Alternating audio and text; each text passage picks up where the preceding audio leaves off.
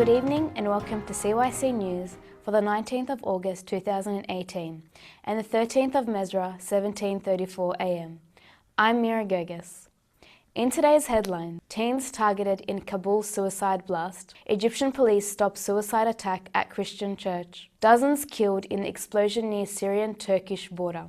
Iran's supreme leader says no war or talks with US over sanctions. FDA expands recall of blood pressure drug valsartan because of cancer concern. Real Madrid comes up short in Super Cup thriller.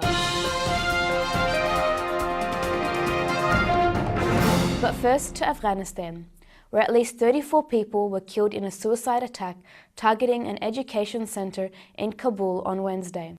Among the victims were thought to be dozens of teenagers studying English. Wahid Majro, a spokesman for the public ministry, Health had earlier released a higher death toll of 48. He later revised that figure down. Dozens were also injured.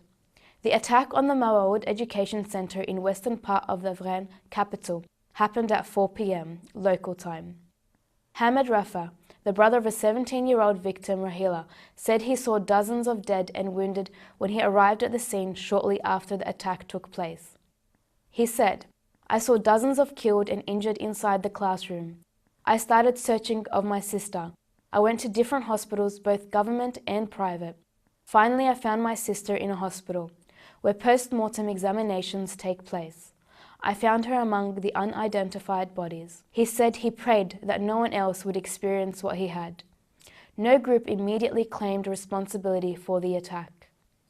Deputy spokesman for Afghanistan's Interior Ministry, Nasrat Rahimi, said gunmen launched another attack on Thursday, this time near a training center for the country's intelligence agency in Kabul.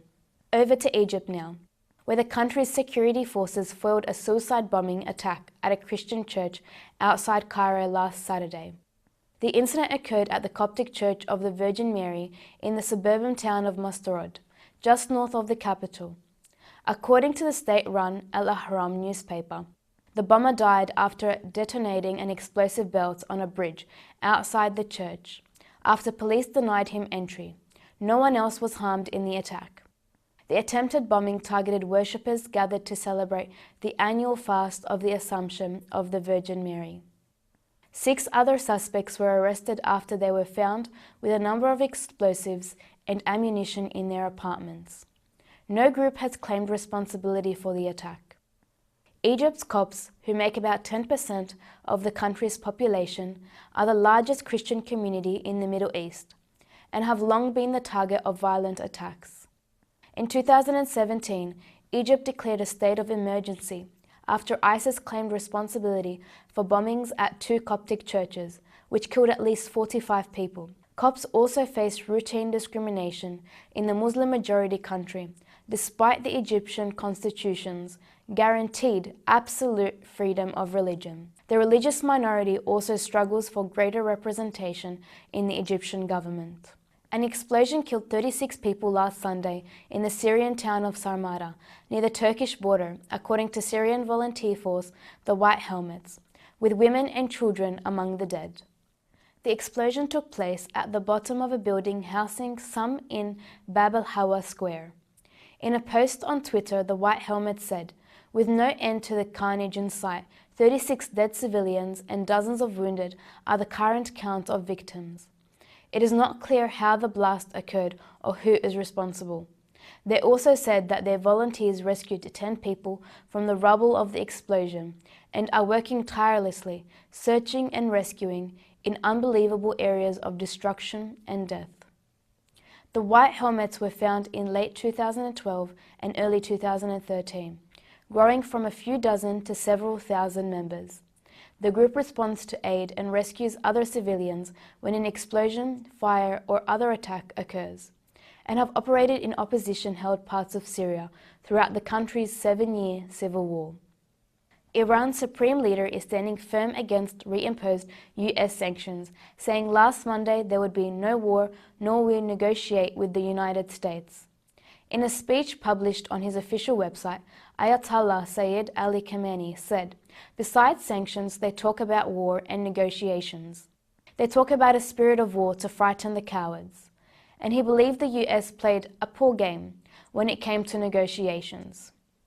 His comments come after the Trump administration's first wave of reimposed sanctions kicked in on Tuesday, following the withdrawal of the US from the Iran nuclear deal earlier this year. The 2015 Obama-era deal, agreed by the US, Iran, Britain, France, Germany, China, and Russia, restricted Iran's nuclear program in return for the lifting of international sanctions. But Khamenei's comments also appeared to contradict Iranian President Hassan Rouhani, who said last Monday that Iran was willing to hold talks with the US to resolve the matter, something Trump's national security advisor John Bolton dismissed as possible propaganda. In some health news, the US Food and Drug Administration have expanded the list of drugs being recalled that contain valsartan. The drug is used as a component in a set of drugs used to treat heart failure and blood pressure. New to the list are some valsartan products manufactured by Hetero Labs in India and another company in China. Test results show that some of the products may be tainted. The FDA announced a valsartan recall in July after lab tests revealed some drugs could have been tainted with a substance linked to higher risk of cancer. The drug had already been recalled in 22 other countries. NDMA, the impurity the lab tests found, is considered a possible carcinogen by the US Environmental Protection Agency. It's an organic chemical that has been used to make liquid rocket fuel and can be unintentionally introduced through certain chemical reactions. It's a byproduct of the manufacturing of some pesticides and fish processing. If you are taking a valsartan drug, look for the company name on your prescription bottle. If the information isn't on the label, you can call your pharmacy for those details. If you are worried that your drug could be on the recall list, talk with your doctor or pharmacist before changing any routine with your medicine. FDA scientists estimated that if 8,000 people took the highest dose of valsartan, 320 milligrams, from the recalled batches every day for 4 years, there is a risk of cancer. Dr. Mary Ann Bowman, a representative for the American Heart Association, said in July, "The key with this is patients should not stop taking their medication abruptly. That definitely can be harmful.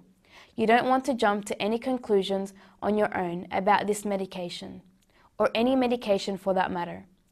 Definitely talk with your doctor first." And in sport, Spanish giants Real Madrid came up short in their first competitive match since the departure of two of their talismans. On Wednesday night, crosstown rivals Atletico Madrid stormed to a 4-2 victory in an entertaining Super Cup match at the Lilicula Stadium in Tallinn. Real, the 2018 Champions League winners, found life difficult to adjust following the loss of superstar Cristiano Ronaldo to Italian giants Juventus and the shock departure of Maverick coach Zinedine Zidane, but still put in a battling performance that went to extra time. Atletico started brightly, striker Diego Costa scoring after just 49 seconds, the fastest ever UEFA Super Cup goal. But Real bounced back with Karim Benzema equalizing on 27 minutes and Real captain Sergio Ramos giving them the lead from the penalty spot just after the hour mark. Spanish international Costa hauled his side back into contention with just over 10 minutes to go, forcing extra time. Atletico took the initiative after the restart, with Sol scoring an expertly taken volley after 98 minutes, before Koke put the tie to bed with an almost identical shot to make the score 4-2. Speaking after the match, he said, "I am very happy, not just with scoring to help the side, but when you play, the important thing is the win." The victory sees the Super Cup go to Atletico for the third year in a row and halted Real's quest for a record 5th trophy. And that's all for CYC News. A reminder that you can watch this news bulletin again throughout the week on YouTube. I'm Mary Gerges from the CYC studios in Sydney, Australia. Have a good night.